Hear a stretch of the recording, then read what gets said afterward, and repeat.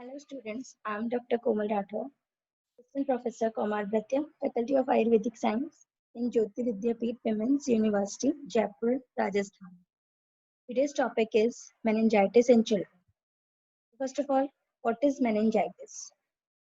Infection and inflammation of the meninges surrounding the brain by direct inoculation or hematogenous spread. So epidemiology can be caused by bacteria, virus, or rarely fungi. Viral meningitis is caused principally by enterovirus, including Coxsackie viruses, ecoviruses, and unvaccinated individuals or poliovirus.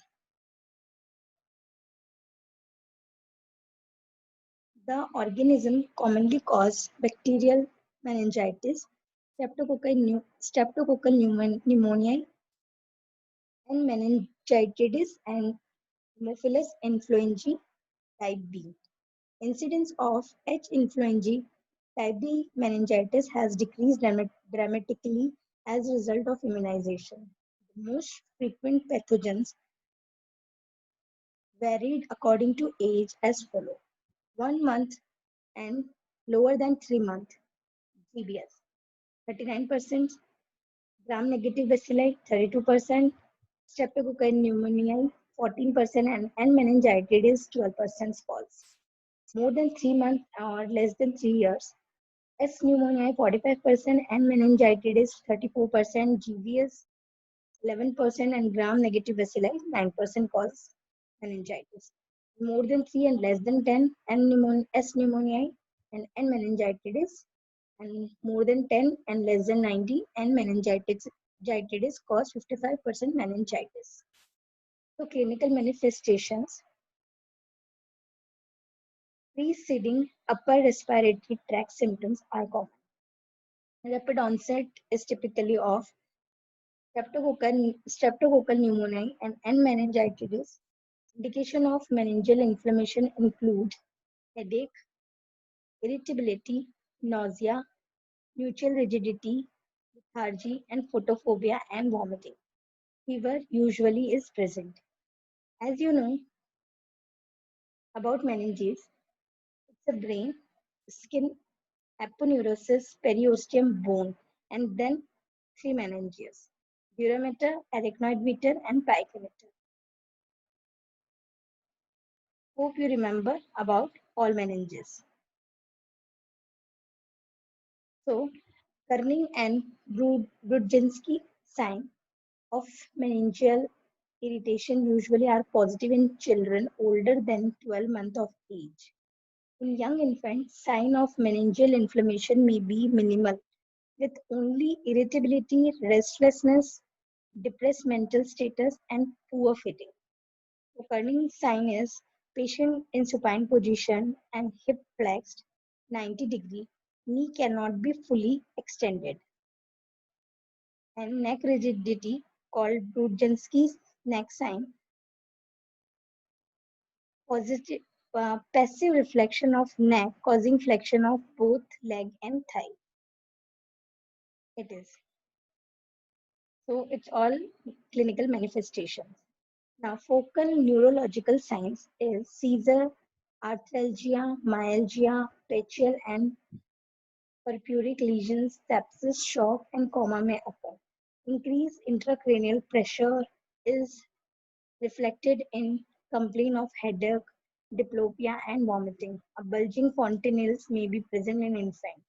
Ptosis, sixth nerve palsy, bradycardia with hypertension, and apnea are signs of increased intracranial pressure with brain herniation. Papillary edema is uncommon unless there is an occlusion of venous sinus, subdural empyema, and brain abscess. Neurological sequelae include focal deficit, seizures, hearing loss, and visual impairment. The most common permanent neurological sequel is hearing loss. It's very important. Most common permanent neurological sequel. Now, complications include subdural effusion, intracranial infection, subdural pyonia and brain abscess, cerebral infarction, hydrocephalus, diabetes insipidus, and disseminated infection, arthritis, and pneumonia. And here is diagnosis. Normal WBC per ml 0 to 5, allow up to 30 in units, bacterial 100 to 1 lakh, and viral 50 to 1000, and tuberculosis hundreds. Glucose 45 to 65 in normal. It is CSF evolutions. In CSF, WBCs count per ml and glucose 45 to 65 normally and bacterially low, viral normal, and tuberculosis low. Protein in CSF normally 20 to 45 mg per dl, bacterial high, viral slightly increased, and tuberculosis high. Gram-stain negative normally and bacterially positive, viral negative, and tuberculosis negative. So treatment is in neonates, initiate ampicillin plus cefotaxime. Cefotaxime will treat GBS and gram-negative enteric and penetrate the CSF.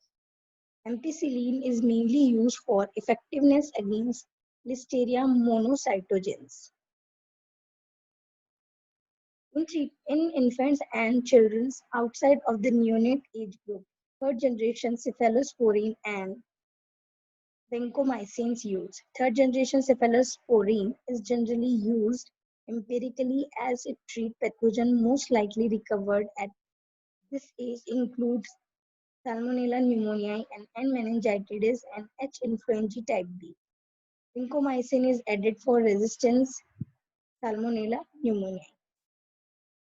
So again, treatment durations of treatment is 10 to 14 days for Salmonella pneumoniae and 5 to 7 days in N. meningitidis and 7 to 10 days for H. influenzae. Dexamethasone shows to decrease hearing loss in those with meningitis due to H. influenzae type B. Give before in concurrently in a first dose of antibiotic. Antibiotic prophylaxis to close contact of those with meningococcal meningitis and H. influenzae type B meningitis is indicated. So hope you like that session. It is a short brief information about meningitis. So if you have any question or query, so please comment inbox. I will resolve it. Thank you.